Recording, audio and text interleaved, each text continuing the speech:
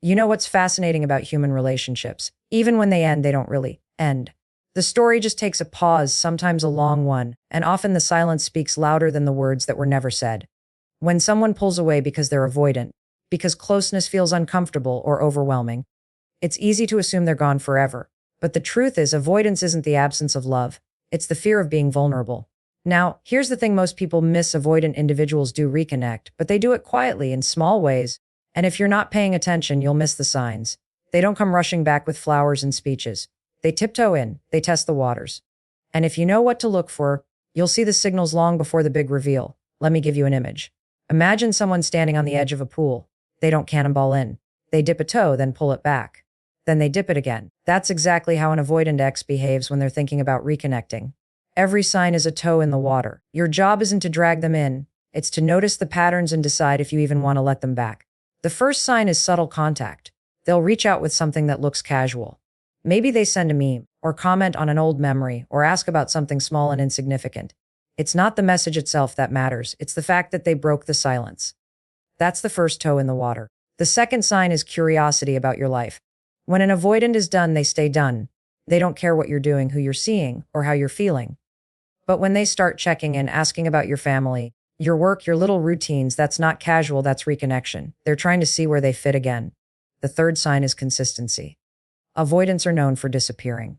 But when they're ready to reconnect, you'll notice that the contact doesn't fade away after one conversation. They keep it going. It's like they've found a rhythm again, and they're testing whether it feels safe for both of you. The fourth sign is vulnerability in small doses. They might share something personal, a struggle at work, a family issue, or even an admission that they've been thinking about the past. Vulnerability is terrifying for avoidants, so when they offer it, even in a small way, that's a signal that they're moving closer. And the fifth sign is effort. Not grand gestures, but small intentional acts. Maybe they suggest meeting up. Maybe they offer help. Maybe they try to make you laugh the way they used to. Effort means they're not just circling you. They're stepping toward you. So here's the truth. An avoidant ex getting ready to reconnect isn't a Hollywood story. It's quiet. It's cautious. It's layered with fear and hope. And the most important question isn't whether they're coming back. It's whether you're willing to let them, because relationships are not about chasing the signs. They're about deciding what you want and making sure that when someone comes back, they're walking into a space where both people are ready to grow. When an avoidant ex begins to break the silence, it rarely comes in the form of a grand declaration or an emotional outpouring. It usually starts with something that feels almost trivial on the surface. A short text, a funny meme, a reaction to an old photo, or even just a casual, "Hey, how are you?" To the untrained eye, it can look like nothing at all, but in reality, this is one of the most significant shifts in their behavior. Avoidants thrive in distance. Silence feels like safety to them. Pulling away gives them control, and it prevents them from having to deal with vulnerability. So when they willingly reach across that silence, even in a small way, it isn't accidental. It's deliberate, and it signals that something inside of them is stirring, that they're testing the waters to see if there's space for them to step back into your life. Think about it. If someone was truly done with you, if they had no interest in reconnecting, the silence would remain unbroken. They wouldn't bother sending a message or checking in, because there would be no point. Breaking silence requires effort, and for someone avoidant, effort is risky. It threatens the safety of the walls they've built around themselves. So when that first ping comes through on your phone, it's not just a message. It's a sign that they've been thinking about you, that the memory of the connection you once shared is pulling at them strongly enough to override their instinct to stay away. It's also important to notice how subtlety is their style. They're not going to come back with, "I miss you, can we talk?" Because that level of vulnerability is too overwhelming for them in the beginning.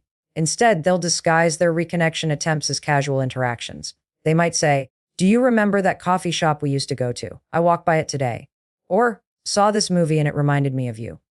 These aren't random comments, they're breadcrumbs. They're ways of saying, "I still think about you," without actually admitting it outright.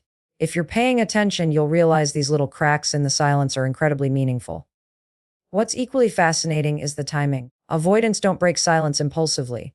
Usually they've been in their own head for days or even weeks before reaching out. They wrestle with their own fears, debating whether they should stay silent or risk rejection. So by the time you get that tiny message, it represents a lot more emotional energy than it appears.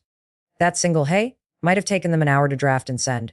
To you, it's small. To them, it's monumental. Another thing to remember is that their first attempt to break silence is rarely about what they say. It's about what it opens. They're watching how you respond. If you reply warmly, they'll feel safer to take another step forward. If you respond coldly, they might retreat back into silence. In other words, this first sign isn't just about them testing you. It's also about them testing themselves to see if they're ready to re-enter a connection without running away again. So, breaking silence, no matter how minor it looks, is never random. It's the very first toe dipped back into the pool of reconnection. It's the way an avoidant says, I'm still here. I still care. I'm not ready to fully admit it yet, but I want to know if there's still a door open. When an avoidant X starts showing curiosity about your life, it is one of the clearest signs that their emotional distance is beginning to shrink. Normally, avoidant individuals create a strong boundary after separation. They convince themselves that detachment equals safety, and the less they know about you, the easier it is to keep their emotions at bay. They tell themselves they don't care, they don't need to know, and they're better off staying focused on their own world. That's why when the silence is broken, and they begin asking questions about your daily life, your family, your work, or even your hobbies, it signals that their interest is deeper than casual curiosity. What's happening here is a shift from avoidance to cautious re-engagement, a step toward intimacy that they normally run away from. This curiosity might not appear as a full-on interview. It often starts subtly. Maybe they ask about your new job in passing, or they mention something they saw on your social media and want more details. They could check in about your family or a mutual friend, pretending it's just casual small talk. But beneath that surface, the real message is, I'm thinking about you. I'm wondering how your world looks without me in it. And I'm testing whether I can fit back into that space. When you notice this, it's important to understand that it's more than simple conversation. It's a deliberate step forward, because for an avoidant to ask, they have to admit they care enough to want to know. This kind of curiosity often grows as they feel safer. At first, the questions might be vague. How have you been? Or what's new with you? But as they gather courage, they become more specific. They might want to know about your friends, whether you're dating someone, or what you've been doing in your free time. For someone who's avoidant, these questions are not asked lightly. They reflect a genuine desire to reconnect with your story, to understand where you stand emotionally, and to gauge whether you're still open to them. What makes this sign powerful is that curiosity is the opposite of detachment. Avoidants normally protect themselves by acting indifferent, shutting down conversations, or avoiding anything that makes them feel emotionally tied. So when they move toward curiosity, they are actively dismantling their own defense system. They're leaning into the very thing that scares them, emotional closeness. Asking about your life is their way of tiptoeing back toward connection without fully admitting it. It's safer for them to frame it as casual questions than to say outright, I miss being part of your life. Another layer to this is timing. They usually don't start showing curiosity until they've had time to reflect, process, and realize that their avoidance isn't giving them the peace they thought it would.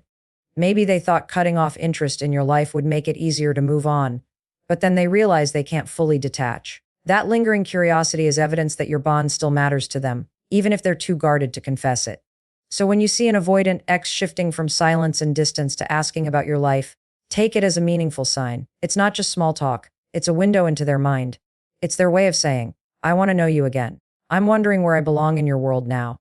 It shows they are stepping back towards you, not with bold declarations, but with quiet questions that reveal they still care deeply. Consistency is one of the most telling signs that an avoidant X is moving closer to reconnecting, because it goes directly against their natural patterns. By nature, avoidant individuals pull away when things start to feel too intense. They might pop in and out, send a message and then vanish, or engage briefly before retreating into silence again. This inconsistency is what protects them. It keeps them from feeling too vulnerable or too exposed.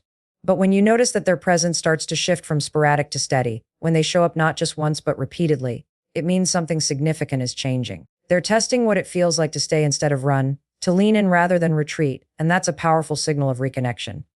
At first, consistency may not look dramatic. It might be as simple as them checking in regularly, responding more quickly than before, or keeping a conversation going instead of letting it fade away. You may notice that they're no longer disappearing for days or weeks at a time. Instead, they're making the effort to maintain a rhythm. For avoidance, rhythm is everything. It represents a choice to stay engaged even when the fear of closeness is present. Every consistent reply, every follow-up message, every continued conversation is their way of saying, I'm still here. I'm not going to vanish this time. The interesting thing about consistency is that it builds trust in small increments. Avoidants know they've often been unreliable in the past, showing up and pulling back in ways that left the other person confused. So when they start showing consistency, it's not only about reaching out to you. It's about proving to themselves that they can handle connection without feeling overwhelmed. They're learning to sit with their discomfort and still remain engaged. This shift doesn't happen by accident. It reflects growth, reflection, and a willingness to step outside of their default behavior. You may also notice that their consistency has a certain softness to it. They're not flooding you with attention or overwhelming you with declarations, because that wouldn't feel safe to them. Instead, it comes through in small but steady steps. Regular check-ins, remembering to ask about things you mentioned, keeping promises, or simply showing up when they said they would. These subtle patterns of reliability are their way of building a bridge back to you. They're showing you, through action, that they're trying to create a safe and stable space for connection to grow again. What makes this sign especially powerful is that consistency requires emotional investment. It's easy for someone to send one message out of curiosity or nostalgia, but to keep showing up day after day, week after week, requires intention. It means they're no longer just testing the waters. They're beginning to wade in. This steady presence demonstrates that they're not only thinking about you, but also making an effort to prioritize you in their daily life, which is a big step for someone who once thrived on avoidance. So when you start to see an avoidant X shifting into consistent communication and presence, recognize it for what it is, a quiet but powerful declaration that they're reconsidering the walls they built. It's not about words, it's about patterns. And those patterns reveal that they're choosing to lean in, choosing to stay, and choosing to create space for reconnection, one steady step at a time. When an avoidant X begins to show vulnerability, even in the smallest ways, it's one of the most profound signs that they are moving toward reconnecting. Vulnerability is something avoidants typically run from. Their entire coping style is built around keeping walls high and emotions hidden, because exposing their true feelings often feels unsafe or overwhelming. For them, sharing something personal isn't just casual conversation. It's a risk. It means opening themselves up to the possibility of judgment, rejection, or disappointment. That's why when they start letting you in, even in subtle ways, it carries much more weight than it might at first appear. This vulnerability can show up in different forms. Maybe they mention a problem at work, something they normally would keep to themselves. Perhaps they open up about stress, family issues, or even something they've been reflecting on about the past. It might sound as simple as, "It's been a tough week," or "I've been thinking about some of the mistakes I made." To someone else, those words might seem small, but from an avoidant, they are huge. They're a crack in the armor, a sign that they are not only trusting you with information they usually guard, but also testing whether you will respond with care and understanding. The key thing to understand about this step is that vulnerability for an avoidant is not automatic. It is intentional. They don't stumble into it. They decide consciously or unconsciously to reveal something real. It's their way of saying, "I want to see if it's safe to show you more of me again." And that is a massive shift in behavior, because for avoidants, safety comes from control and distance. To lean toward openness means they're starting to feel that being close to you might not be as threatening as they once believed. Often, vulnerability comes in small doses at first. They won't sit you down and pour out every fear or regret they've ever had. Instead, they'll drop pieces, tiny admissions, short reflections, quick comments. What matters isn't the size of what they share, but the direction. Every small piece of honesty is a step away from avoidance and a step toward intimacy. And once they test this a few times and see that you respond with warmth, empathy, or acceptance, their courage grows. Slowly, they feel safer to share more. Another important thing to notice is that vulnerability often follows consistency. Once they've shown up a few times and felt stable in the connection, they begin to risk being real. This is why it's such a strong signal of readiness to reconnect. It means they're not only physically or verbally present, but emotionally present too. They're lowering the shield, even if only for moments at a time. So when you notice your avoidant X sharing more of their inner world, don't dismiss it as ordinary small talk. Understand what it represents. Vulnerability is the very thing they fear most and the very thing that rebuilds connection. By allowing themselves to open up to you, even in little ways, they are showing that they're no longer satisfied with distance. They're leaning back into closeness, proving through their honesty that they want to rebuild something deeper. When an avoidant X begins to show effort, it marks one of the clearest and most powerful signs that they're preparing to reconnect. For someone with avoidant tendencies, effort doesn't come naturally in relationships. They are more comfortable pulling back, keeping their distance, and convincing themselves that they don't need to invest too much. Effort in their mind often feels like risk because putting energy into another person requires vulnerability, responsibility, and openness, all things that can make them feel exposed. That's why when you start noticing even small acts of effort from them, it carries far more meaning than it might on the surface. Effort can look very subtle at first. Maybe they send you a message at a time when they know you need support. Maybe they offer to help with something small like giving advice, fixing a problem, or checking in on you after a tough day. Sometimes it comes in the form of them remembering little details you mentioned before and bringing them up later, showing that they're not just hearing you, but holding on to what you say. These are not random gestures. They are deliberate, intentional acts that signal, "I'm thinking about you. I want to show up for you." For someone avoidant, this is a significant departure from their usual pattern of holding back.